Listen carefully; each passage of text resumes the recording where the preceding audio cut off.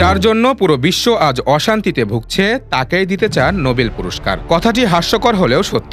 গাজা উপত্যকায় যখন আগুনের লেলিহান শিখা, প্রতি মুহূর্তে ধসে পড়ছে ঘরবাড়ি আর রক্তে ভাসছে শিশুর মরদেহ, ঠিক তখনই ইসরায়েলি প্রধানমন্ত্রী বিনিয়ামিন নেতানিয়াহু ওয়াশিংটনে হাজির হয়ে ডোনাল্ড ট্রাম্পকে নোবেল শান্তি পুরস্কারে মনোনয়নের সুপারিশ করলেন।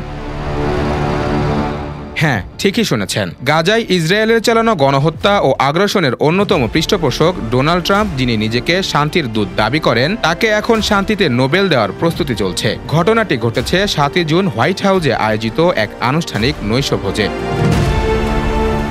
সেখানে ট্রাম্পের হাতে মনোনয়নের সুপারিশপত্র তুলে দিয়ে নেতানিয়াহু বলেন, তিনি একের পর এক দেশে শান্তি ফিরিয়েছেন, এই পুরস্কার তার প্রাপ্য। ট্রাম্পের প্রতিক্রিয়াও কম নাটকীয় নয়। তিনি বলেন, বাহ, আমি তো জানতামই না, দারুণ লাগছে, এটা অত্যন্ত অর্থবহ।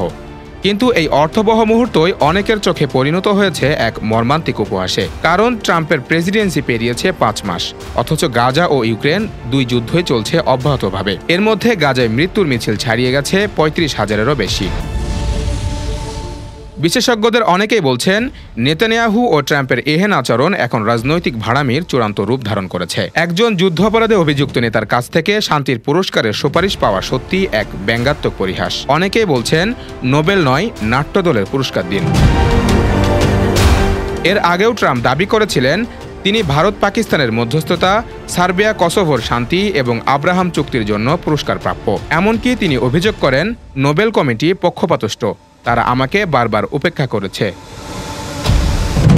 যেখানে ফিলিস্তিনি শিশুদের রক্তে রঞ্জিত ভূমি, সেখানে ট্রাম্প নেতানিয়াহুর মুখে শান্তি শব্দটা এক ধরনের নিষ্ঠুর কৌতুক। বিশ্বব্যাপী মানুষ এখন প্রশ্ন করছে, নোবেল শান্তি পুরস্কার কি তবে রাজনৈতিক প্রচারণার হাতিয়ার হয়ে উঠেছে?